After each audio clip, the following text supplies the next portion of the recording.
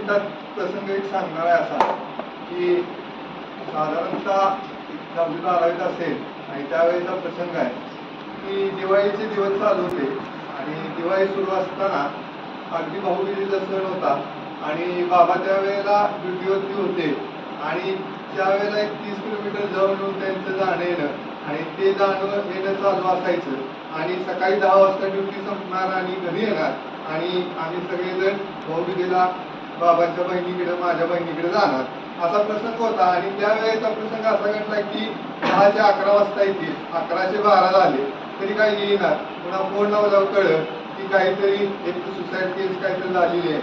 मग बाबांना या संध्याकाळी 6 वाजले. मग त्यावेळेचा प्रसंग कॅन्सल झाला आणि त्या दिवशी मी विचार करत होतो की पोलीस खात्यामध्ये बाबा नोकरी करत असताना अशी कितीतरी सण त्यांनी सोडले असतील आतापर्यंत, भावी काळात सुद्धा सोडले असतील. त्यावेळेला माझ्या मनामध्ये एक विचार आला की पोलीस खात्यामध्ये सेवा करणं ही सेवा नव्हे तर ते व्रत आहे. आणि ते व्रत कसं करत असतील हे सर्व, तर घेतले हे व्रत मी अंधतेने लब्ध प्रकाश वर्धीमाने, त्या वर्धीला स्मरून काम करत असतात. मी बघितले की इतके वर्षात सकाळी बाबा 10 वाजता 9 वाजता आवरत असताना स्वतःचा बेल्ट पहिल्यांदा आपल्या डोक्याला लावतात आणि तो बेल्ट डोक्याला लावल्यानंतर मग आपल्या त्याला घालतात की याच्याशी इमान राखायचं आहे, याच्याशी प्रामाणिक राहायचं आहे. ही भावना हौदात अंतकरणाने हे काम करत असतात. आणि या व्रताने काम करत असताना मी जरी पोलिसांचा मुलगा असलो तरी बाबा ऍक्च्युली काम काय करतात फील्डवर हे मला ज्या वेळेला मी मुळशीमध्ये जॉब करत होतो, मेकॅनिकल इंजिनिअरिंग झाल्यानंतर तिथे एका MNC मध्ये जॉब करत असताना माझी शिफ्ट असायची आणि रात्री 11:30 वाजता प्रचंड गुन्हेगारीचा तिथला एरिया आहे आणि तिथं मी रात्री 11:30 वाजता माझ्याकडे गाडी नव्हती. मग मी चालत चालत तिथून येत होतो आणि येत असताना त्या तिथे एक घोटावडे पाटा म्हणून त्या चौकामध्ये उभे असणारे 2 पोलीस होते आणि एक दिवशी त्या 2 पोलिसांजवळ जाऊन मी त्यांचे आभार मानले. कारण मला कळलं की मी इथून चालत येऊ शकतो कारण हे 2 पोलीस रात्री स्वतःची झोप स्वतःचं काम इथं प्रामाणिकपणे बजावतायत म्हणून मी या रस्त्यावरून चालत जाऊ शकतो. म्हणजे माझे वडील रात्री नाईट राऊंडला गेल्यावर काय काम करतात हे ज्या वेळेला स्वतःच्या अंगावरती येते त्यावेळेला कळते की माझे वडील तिथे उभे असतात म्हणून लोक चांगल्या प्रकारे झोप घेऊ शकत असतात.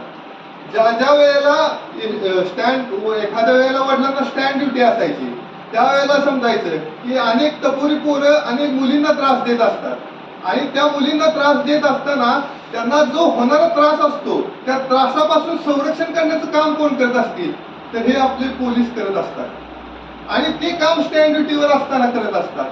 प्रसंग अनेक आहेत की स्टँड ड्युटी असेल, नाईट राऊंड असेल किंवा प्रत्येक यात्रा असतील, जत्रा असतील, ह्या प्रत्येक ठिकाणी प्रत्येक स्त्रीचं सौभाग्याचं लेणं असणारं मंगळसूत्राचं रक्षण सुद्धा त्या पोलिसांच्या दबावामुळे होत असतं तिथं सुद्धा. आणि हे सगळं करण्याचं काम पोलीस करत असतात आणि हे करत असताना मात्र हे व्रत घेऊन करत असतात.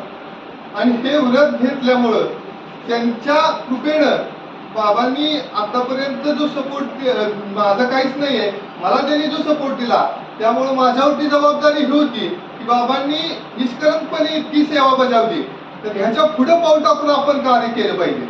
या मायभूमीचं पान फेडण्याचं काम आहे. तुम्ही जे काम करत आहात ते साधं सुद्धा नाहीये. या भारतभूमीची सेवा करायची, या मातृभूमीचं पान फेडायचं काम आहे. या भारतभूमीचे उपकार आहेत प्रत्येकावरती आणि ते उपकाराची परतफेड तुम्ही या सेवेच्या माध्यमातून करत आहात आणि ती जबाबदारी माझ्यावर आहे. मी ठरवलं की आपल्या आयुष्याचा उदात्त हेतू असला पाहिजे.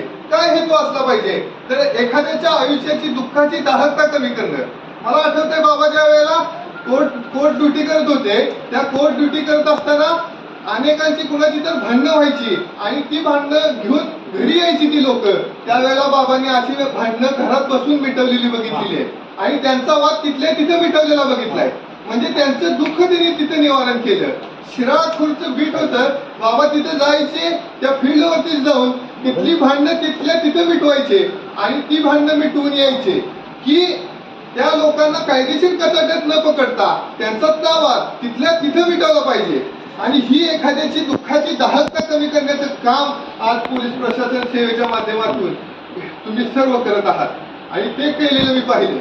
मी जाता जाता एवढं सांगेन की माझ्यावरती आता जबाबदारी फार मोठी आहे आणि ती जबाबदारी पेलण्यासाठी मी ठरवलं की मी माझ्या स्वतःच्या ताकदीनं काय करू शकतो. मी म्हणलं की आपण सर्वोच्च असं शिक्षण घेऊ शकतो.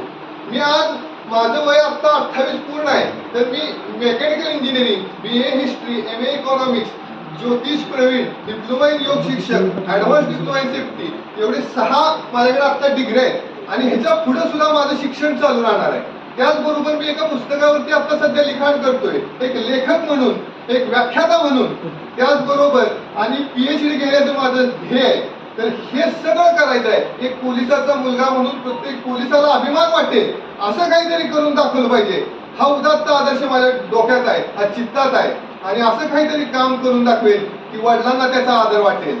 मला आठवतंय की बाबा कोर्टामध्ये नोकरी करत असताना माझं एक व्याख्यान वाकुर्डे बुद्रुकमध्ये झालेलं आणि त्या वाकुर्डे गावातल्या एका व्यक्तीने येऊन सांगितलं वडिलांना की तुमचा मुलगा गावामध्ये आला आणि खूप छान बोलला.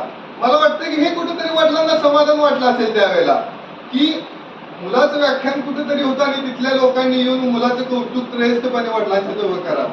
तर अशा पद्धतीनं काहीतरी चांगलं मोठं कार्य आपल्या हातून घडावं ह्या हेतूनं कार्य करत राहील. आतापर्यंत सातत्यानं अनेक अपयश आलेली आहेत, पण ते अपयशी माणसाला घडवण्यासाठी येत असतात हा विचार मात्र सदैव आहे. MPSCच्या मुलाखतीपर्यंत जाऊन पोहोचलेलो आहे, परंतु अंतिम यश मिळालं नाही. स्वतःचा व्यवसाय म्हणून वास्तुशास्त्र, हस्तरेषा ह्याच्या माध्यमातून आज 1,500 पेक्षा जास्त लोकांना कन्सल्टिंग केलेलं आहे. अनेकांना सल्ला देतोय, अनेकांच्या कोणत्याही अपेक्षेविना अनेकांच्या आयुष्यात परिवर्तन घडवण्यासाठी प्रयत्न करतोय. तर हे सगळं कार्य घडावं आणि तुम्हा सर्वांचे आशीर्वाद लाभावे हीच ईश्वरचरणी प्रार्थना करतो. बाबांना दीर्घायुष्य मिळावं आणि ह्या वर्षी जो झेंडावंदनाचा मान दिला तो खरंच उदात्त अंतकरण साहेबांचे मानावे तितके आभार कमी आहेत की आयुष्यात या देशाचा ध्वज फडकवणं इतकं सद्भाग्याची गोष्ट कुठली असू शकत नाही आणि त्या ह्या वर्षी बाबांना मिळाली ह्याविषयी साहेबांचे आभार आहेत. आणि खरोखर बाबा जुन्या काळातले होते. एक जनरेशन गॅप असतो. आजच्या पिढीतले पोलीस आणि मागच्या पिढीतले पोलीस यांच्यात फरक असतो की मुलाचा आणि बापाचा आजकाल इतकं पटत दिसत नाही. Generation gap